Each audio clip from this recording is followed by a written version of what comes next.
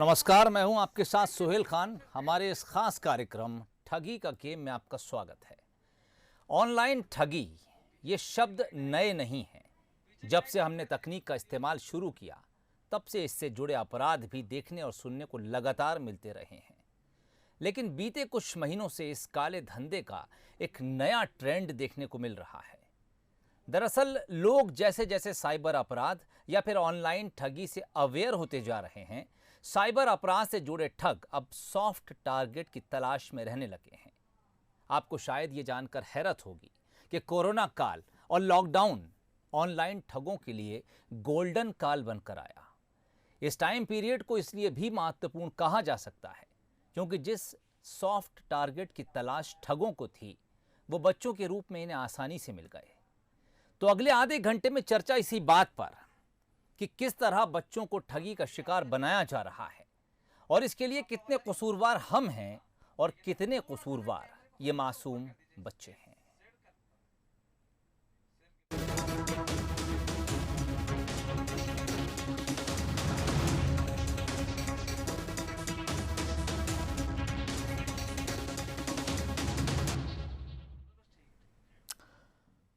ये बीते ज़माने की बात लगती है जब बच्चे खाली वक्त में बैठकर कार्टून कॉमिक्स पढ़ा करते थे।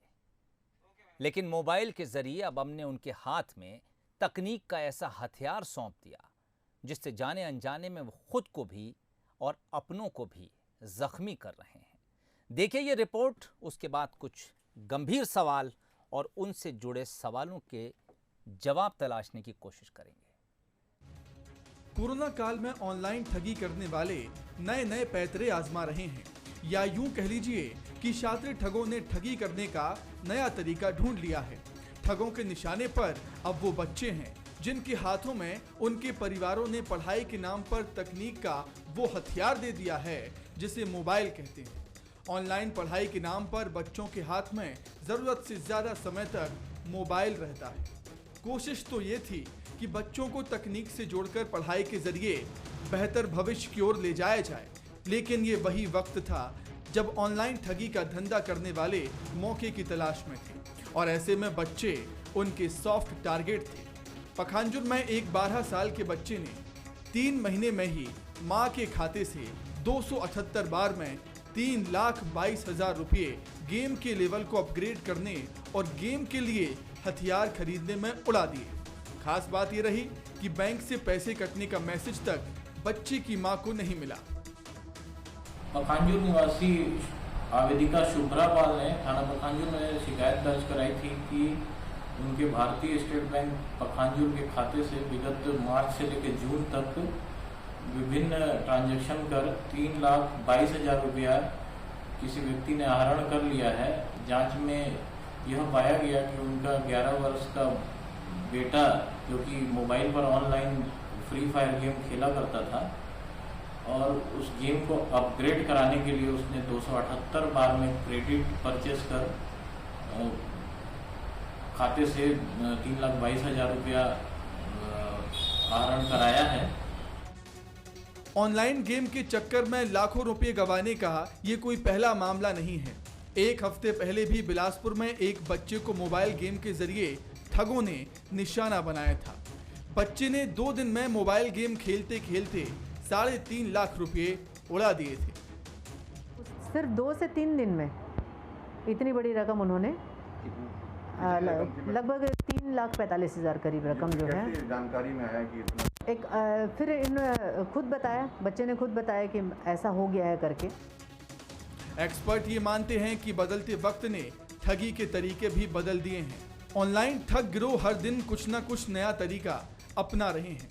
ऐसे में जरूरी है कि बच्चों को साइबर क्राइम का पाठ पढ़ाया जाए और अभिभावक सतर्क रहें। बच्चों की नादानी, मोबाइल गेमिंग की लत और ठगों की शातिर चाल ने लाखों रुपये का चूना लगा दिया।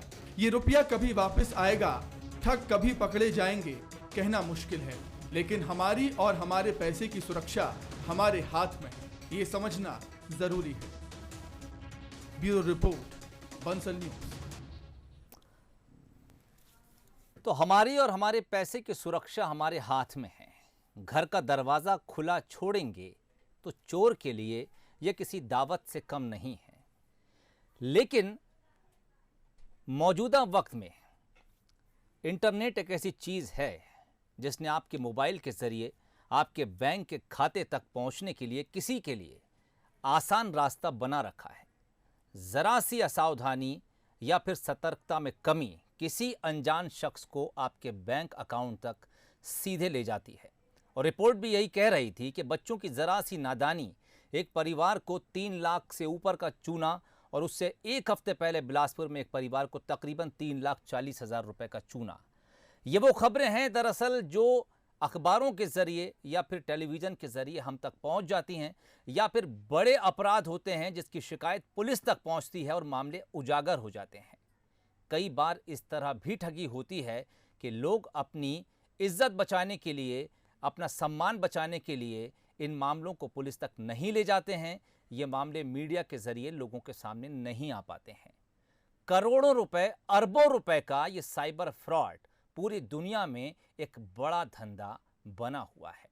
बच्चे इसका सॉफ्ट टारगेट हैं। तो आज चर्चा इसी बात पर कि दरअसल ये साइबर अपराध है क्या, किस तरह से इस साइबर अपराध का शिकार होने से हम बच सकते हैं, हमारे बच्चों को बचा सकते हैं।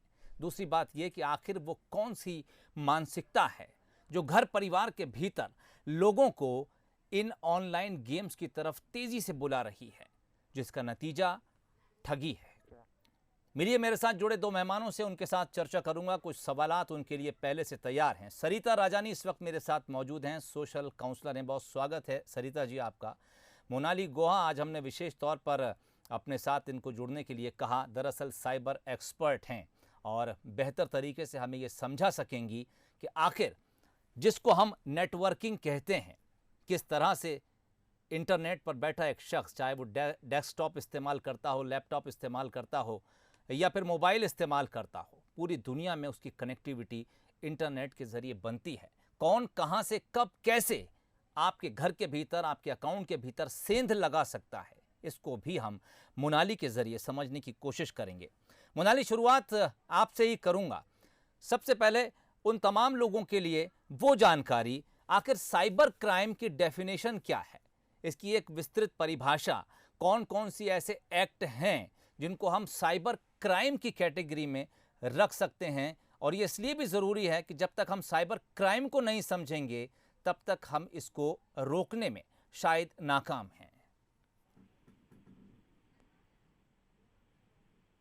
कोई भी एक ऐसा अपराध जो कि इंटरनेट, कंप्यूटर, मोबाइल या किसी भी एक डिजिटल डिवाइस का इस्तेमाल करके आपके साथ किया जाता है, साइबर अपराध होता है। हो सकता है कि इसमें इंटरनेट का इस्तेमाल किया गया हो सकता है कि इसमें फिजिकल कनेक्टिविटी यानी कि केबल या कोई यूएसबी पेन ड्राइव आदि का इस्तेमाल किया गया हो। लेकिन इसमें सबसे महत्वपूर्ण बात यह है कि इसमें ओनर से, यानी कि जो भी उस डिवाइस का या डेटा का मालिक है, उनसे परमिशन नहीं ली जाती, यानी कि कंप्लीटली एक अनऑथराइज्ड एक्सेस साइबर क्राइम की कैटेगरी में आता है। और साइबर अपराधी अब अलग अलग तरीके से ये अपराध करते हैं। कई बार ये आपके फोन पर कोई एप्लीकेशन इंस्टॉल करवा देते हैं जिससे कि वो आपके फोन का रिमोट एक्सेस ले पाए। जैसे कि कई एप्लीकेशंस ऐसे हैं जो कि हालांकि बने तो हैं एथिकल सर्विस के लिए, लेकिन इनका इस्तेमाल अपराधी कर रहे हैं हैकिंग के लिए, जैसे कि एनीडेस्क, क्विक सपोर्ट। ये कुछ ऐसे एप्लीकेशंस हैं जो आपके फ़ोन पर इंस्टॉल करवाए जाते हैं और फिर आपके फ़ोन में मौजूद बैंकिंग एप्लीकेशन से आपके मौजूदा बैलेंस को चेक किया जाता है। आपको कुछ लिंक्स भेजी जाती हैं, आपको कहा जाता है कि आप ओके क्लिक कीजिए, देन वो पैसे आपके खाते में जुड़ जाएंगे, लेकिन जुड़ने की जगह वो कट जाते हैं। तो कई इस तरह की ऐसी एप्लीकेशंस हैं जिसके माध्यम से ये आपके फ़ोन का रिमोट एक्सेस लेते हैं। इसके अलावा कई बार बच्चों से फ़ोन पर कई तरह की एप्लीकेशंस गेम के नाम पर इंस्टॉल करवा दी जाती हैं, जिससे कि फ़ोन हैक हो जाते हैं और फिर इस हिसाब से फिर साइबर क्रिमिनल्स आगे ठगी करते हैं।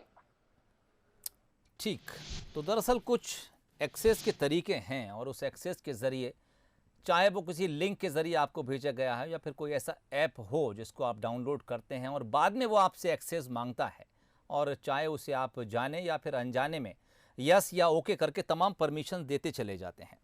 सरिता जी, ऐसा नहीं है कि हमारे देश में कम पढ़े लिखे लोग हैं इसलिए साइबर अपराध हमारे देश में तेज़ी से पनप रहा है या बढ़ रहा है। अगर हम पूरी दुनिया में साइबर अपराध के आंकड़ों पर नज़र डालें तो हम ये देखते हैं कि चाहे वो यूरोपियन कंट्रीज़ हों या फिर तमाम विकसित देश हों, वहाँ पर शायद हमारे देश से भी ज़्यादा बड़े पैमाने पर यह साइबर अपराध होता है। लेकिन मौजूदा वक्त में जब वही अपराध हमारे देश में घट रहा है, एक तो ये कि हम उस पर चौंक बहुत तेज़ी से जाते हैं। क्या वजह है कि हम ऐसे अपराध पर चौंकते ज़्यादा हैं? क्या हम उसको लेकर अवेयर नहीं हैं? हमारे लिए अब भी साइबर अपराध एक नई चीज़ है। हमें जब पता चलता है कि हमारे साइड से बैठने वाले को या हमारे पड़ोसी के मोबाइल से किसी तरह उसको लाखों रुपए का चूना लग गया, हमारी भौएं अचानक से ऊंची हो जाती हैं। क्या ख़ास वजह मानती हैं आप? अभी अवेयरनेस की कमी है, हम लोग इसके बारे में जानकार नहीं हैं, या फिर आपकी नज़र में कोई और ख़ास वजह? ऐसी घटनाओं पर जब भारत में इस तरह की घटनाएं घटित होती हैं, साइबर अपराध, तो साइबर अपराध से घटित होने वाली घटनाओं के लिए चौंकना जो एक कारण है वो यह है कि विदेशों में या फॉरेन कंट्रीज में जहां कहीं भी ये सारी सुविधाएं बहुत पहले से चल रही हैं। वहां कैशलेस बहुत पहले से है। यहाँ अभी वर्तमान में लगभग 2-3 साल से हम देखें नेट बैंकिंग और कैशलेस गूगल पे और इस तरह की जो सुविधाएं हम ले रहे हैं। अब इसमें जब अचानक से हमारे अकाउंट में बहुत ज्यादा राशि है और हम इस तरह की सुविधाओं का उपयोग कर रहे हैं, अब उस उपयोग होने पर ये होता है कि कई बार मान लीजिए कि हम ओटीपी जो भी आता है हम किसी के साथ शेयर कर देते हैं, या साइबर अपराध में सामने वाला कैसे हमारे अकाउंट की डिटेल्स देख पाता है, ये बहुत कहना चाहिए शोध का विषय है कि कई बार इस तरह की घटनाएं घटित होती हैं। लेकिन हमारे लिए चौंकना इसलिए ज्यादा जटिल है क्योंकि यहाँ सुविधाएं बहुत बाद में आई हैं, और दूसरी बात एक मध्यम वर्गीय जो परिवार हैं या जो आम आवाम है वो बहुत ज्यादा है। यहाँ पर मान लीजिए मेहनत से कमाया हुआ पैसा और उसे कोई इस तरह से सेंध लगा दे तो यकीनन हमारे जो सुनते हैं और लोग इन घटनाओं से सीखते हैं तो उन लोगों को बहुत आश्चर्य होता है, क्योंकि आज जब यहाँ नोटबंदी से हम गुजरे, उसके बाद हम जीएसटी और अलग अलग कानूनों से अलग अलग दौरों से गुजर रहे हैं, उसके बाद अब ये कोरोना काल में कहा जाए कि लॉकडाउन में बहुत सारे लोगों की अर्थव्यवस्था बिगड़ी है। तो बिगड़ने के बाद अगर मान लीजिए कि 2-3 लाख रुपए जो भी किसी ने सेविंग किए होंगे जी, वो बहुत सारी योजनाएं बनाई होंगी उसने भविष्य को लेकर। यहाँ आप और हम जैसे लोग भी हैं जो अगर मान लीजिए कि जो भी सेविंग्स करते हैं उसको लेके बहुत सारी योजनाएं हमारे दिमाग में चल रही होती हैं। अब अचानक से पता चले कि वो अमाउंट जो है, वो राशि जो है वो जीरो पे आ गई, तो चौंकना स्वाभाविक है। और यहाँ पर वो भी तब जब मान लीजिए कि मेरी गलती हो, एक परिवार के मुखिया की गलती हो तो समझ में आता है, लेकिन यहाँ पर बच्चों की गलतियों के कारण और वो भी पढ़ाई लिखाई की ना होके गेम्स के कारण अगर इस तरह की घटनाएं घटित होती हैं तो परिवार के साथ साथ समाज का चौंकना भी स्वाभाविक है। मोनाली, शायद सिर्फ यही एक वजह नहीं है कि बच्चे मोबाइल में गेम खेल रहे हैं या कंप्यूटर पर गेम खेल रहे हैं और उसके ज़रिए साइबर जो अपराध से जुड़े लोग हैं वो उनके माता पिता अभिभावकों के अकाउंट तक पहुंचकर उस पर हमला कर दे रहे हैं। हमने और भी कई तरीके देखे हैं। दरअसल मीडिया में काम करते हुए ये अनुभव होता है कि हर रोज़ इस तरह की खबरें आती हैं। मान लीजिए फेक कॉल के ज़रिए कभी कभी हो जाता है, कभी वो बैंक से फ़ोन करके किसी पेंशनर को ये कहते हैं कि आपका अकाउंट अपडेट कर रहे हैं, एक ओटीपी हमने आपको भेजा है वो बता दीजिए। तो सिर्फ बच्चों को कसूरवार ठहराना शायद उतना जायज़ नहीं, लेकिन जैसा कि सरिता जी कह रही थी कि हमने इस सुविधा को बहुत देर से इस्तेमाल करना शुरू किया और जो डाइवर्सिटी है हमारी कंट्री के भीतर, हर तरह का इंसान इस वक्त स्मार्टफोन यूज़ कर रहा है। हम देखते हैं कि एक पढ़ा लिखा, चाहे वो आईएएस ऑफिसर से लेकर आप नीचे उतरिए, तो मैं अक्सर देखता हूं कि टैक्सी चलाने वाले और ऑटो चलाने वाले और यहां तक कि हमारे घर जो सब्जी देने शख्स आता है उसके हाथ में भी स्मार्टफोन होता है। ऐसे में हर एक से ये उम्मीद करना कि वो उस साइबर अपराध के खिलाफ अपने को एजुकेट करके फिर स्मार्टफोन हाथ में लेगा, शायद भारत जैसे देश के लिए ये कहना बहुत जल्दबाजी होगी। लेकिन इसका जो दूसरा साइड है मोनाली, वो मैं आपसे समझना चाहूँगा। इस पर फिर चेक लगेगा कैसे? पेमेंट गेटवे, शायद उस पर जब तक आप ओके नहीं करेंगे आपके बैंक से पैसा नहीं कटेगा, लेकिन इस पेमेंट गेटवे को समझा किस तरह जाए कि जहां मैं पेमेंट कर रहा हूं वो वैलिड है, वो सही है। वरना तो फिर हम जैसे पढ़े लिखे लोग भी कई बार इंटरनेट पर कुछ सस्ते ऑफर्स देखकर ख़रीद लेते हैं मोबाइल फ़ोन, और जब घर पे डिलीवर होता है तो उसके अंदर साबुन की बट्टी रखी हुई मिलती है।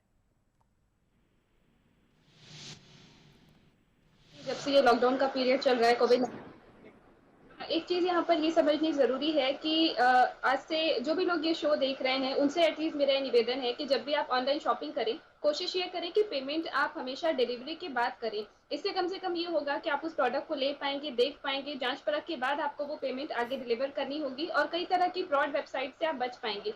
दूसरी चीज ये भी है कि हमें खुद को एजुकेट तो करना पड़ेगा। इसके लिए एक सॉल्यूशन ये हो सकता है कि आप पूरा देश हमारी मदद ले। जैसे कि हमने अभी तक लगभग 6.5 लाख से ज्यादा लोगों को साइबर सुरक्षा की निःशुल्क ट्रेनिंग दी है, स्कूल्स, कॉलेज और एनजीओ के माध्यम से। तो मैं आप सभी से अपील करती हूँ कि आप हमारे जैसे एक्सपर्ट्स की आप सर्विसेज लें, आप हमारी मदद लें, ताकि आप लोगों को एजुकेट कर पाएं, अवेयर कर पाएं।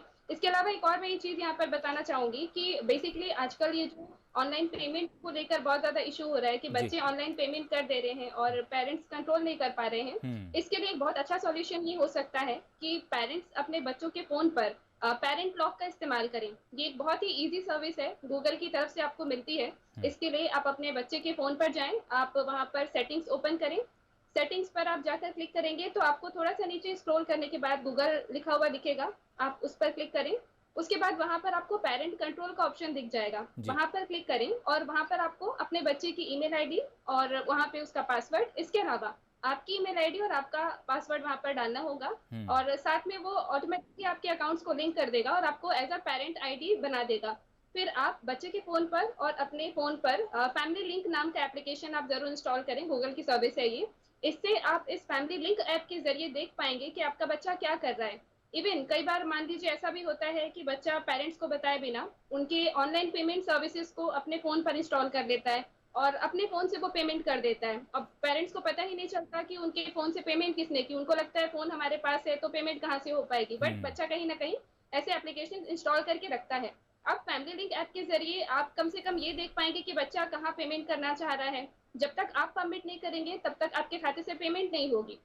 आप ये मॉनिटर कर पाएंगे कि बच्चा कौन सी साइट पर जा रहा है, उसने क्या चीजें सर्च की हैं, उसने क्या चीजें डाउनलोड की हैं। इवन आप इतना भी कंट्रोल कर सकते हैं कि जब तक आप परमिट ना करें आपका बच्चा कोई गेम इंस्टॉल नहीं कर पाएगा। आप उसके फोन को स्विच ऑन स्विच ऑफ कर सकते हैं। जैसे मान लीजिए आप नहीं चाहते कि बच्चा 2 बजे के बाद गेम खेले, तो आप ऑटोमेटिकली उसमें टाइमर शेड्यूल कर सकते हैं कि 2 बजे वो फोन अपने आप बंद हो जाएगा।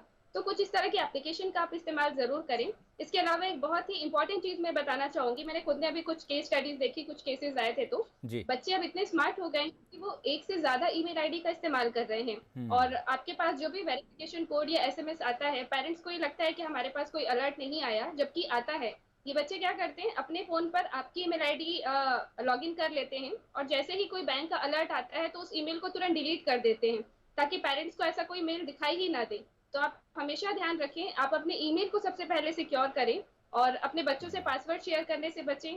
इसके अलावा आप अपने बैंकिंग क्रेडेंशियल्स बच्चों से शेयर करने से बचें। आप अपने फोन के लॉक के बारे में बच्चों को बिल्कुल भी ना बताएं। हो सके तो फिंगरप्रिंट या फेस रिकॉग्निशन लॉक रखें। इसके अलावा जब भी आपके पास ओटीपी आता है तो ओटीपी एक बार रीड जरूर करें कि उस पर लिखा हुआ क्या है।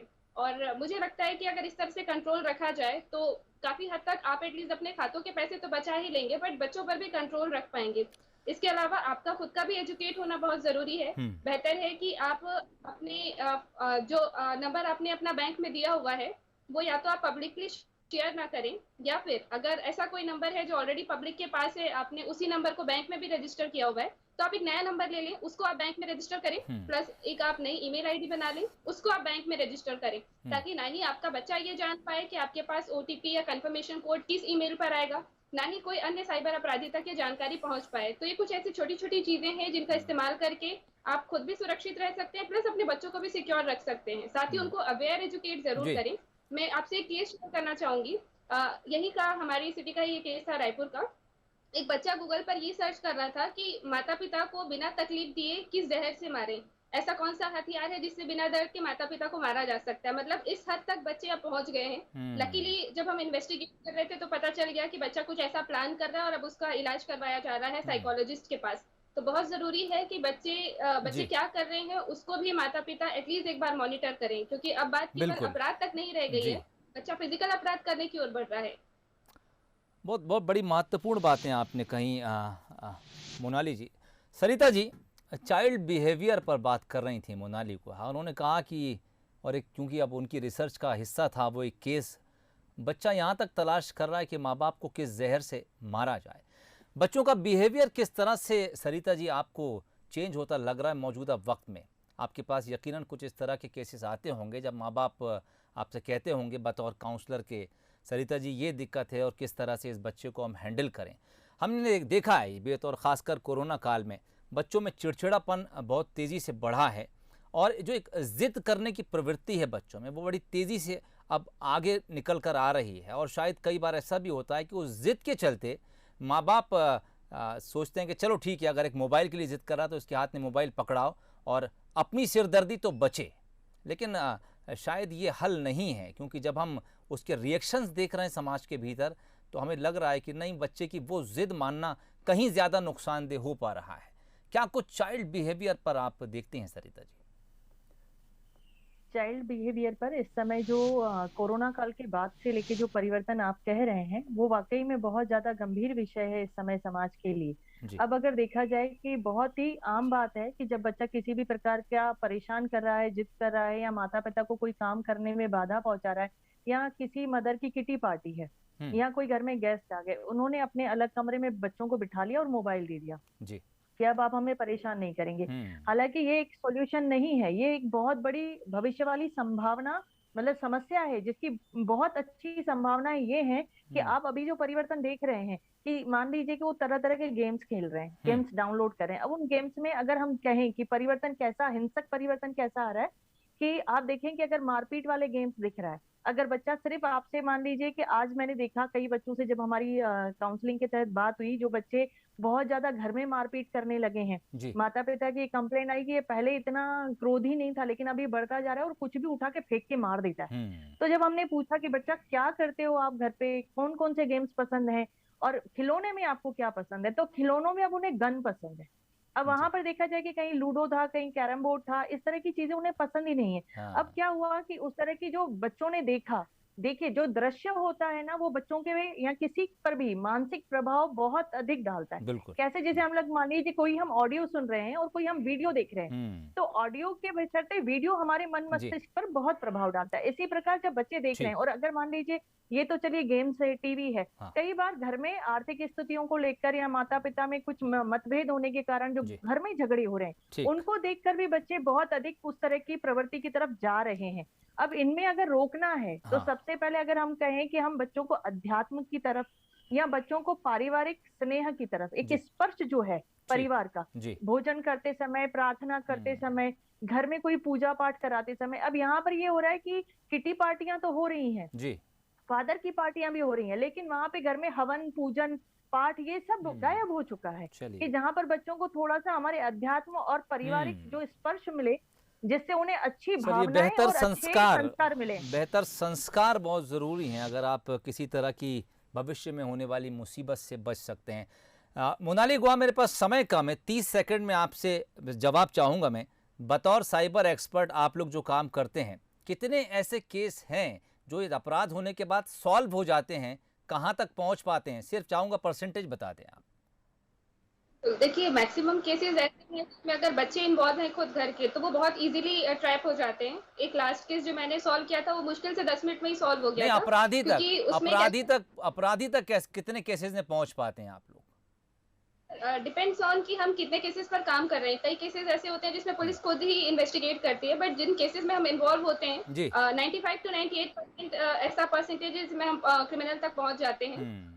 इसके अलावा अगर मैं एक कुछ सॉल्यूशंस पर बात करूं, कम समय में लोगों को बता पाऊं, तो एक आप जरूर ध्यान रखें, आप अपने एटीएम कार्ड की जो पिन होती है पीछे सीवी पिन, आप हमेशा उसको हटा कर रखें। मैंने ये केसेस में देखा है कि बच्चे जनरली वो कार्ड एक्सेस कर पाते हैं, सीवी पिन निकाल लेते हैं। जी बिल्कुल। और एक और आखिरी चीज यही कहूंगी कि अगर किसी भी पेरेंट्स को दिक्कत होती है तो आप सोशल मीडिया पर हमसे जुड़ सकते हैं, वहां से हम पूरी कोशिश करेंगे कि आपकी मदद कर पाएं। और हो सके तो अपने बच्चों को थाने तक ले जाने से भी डरे ना, बच्चों को एक बार एटलीस्ट वहां पर लेकर जाएं अगर वो अपराध करते हैं तो, ताकि उनको लोग समझा पाएं और आगे। चलिए, एक तो ये कि अगर आपके साथ इस तरह का कोई अपराध होता है तो उसकी शिकायत ज़रूर कीजिए। दूसरी बात, मोनाली गुहा जैसे साइबर एक्सपर्ट्स हैं जो खुद ये बात कह रहे हैं कि आप सोशल मीडिया के ज़रिए हमसे जुड़िए, अगर आपको कोई दिक्कत है तो हम उसका समाधान करेंगे, आपको कोई रास्ता भी सुझाएंगे। और जहाँ तक संभव होगा, अगर अपराध आपके साथ हो चुका है तो अपराधी तक पहुंचने में भी आपकी मदद करेंगे, क्योंकि ये साइबर एक्सपर्ट्स पुलिस की भी मदद करते हैं। आप दोनों मेहमानों का बहुत शुक्रिया हमसे जुड़ने के लिए, आज की इस चर्चा में हिस्सा लेने के लिए। तो दरअसल मसला यही है कि मौजूदा वक्त में बच्चे इंटरनेट का ज़रूरत से ज़्यादा इस्तेमाल कर रहे हैं। इसे आप वक्त की सितमगिरी भी कह सकते हैं, क्योंकि लॉकडाउन है, स्कूल कॉलेजेस सब बंद हैं। ऐसे में मजबूरी में कुछ लोगों ने, कुछ अभिभावकों ने अपने बच्चों के हाथ में मोबाइल या फिर कंप्यूटर्स थमा दिए हैं। लेकिन बड़ा सवाल है कि अगर हम आने वाले ख़तरे के प्रति कितने जागरूक हैं, कितने सजग हैं और किस तरह से खुद को भी इससे बचा सकते हैं और अपने बच्चों को भी बचा सकते हैं। ध्यान रहिए, सावधान रहिए, अपनी इन्फॉर्मेशन को, जानकारी को बढ़ाते रहिए। आने वाली मुसीबत जो इस तरह के साइबर अपराध से जुड़ी है, उससे बहुत हद तक बचने में इससे आपको मदद मिलेगी। फिलहाल इजाज़त दीजिए, नमस्कार।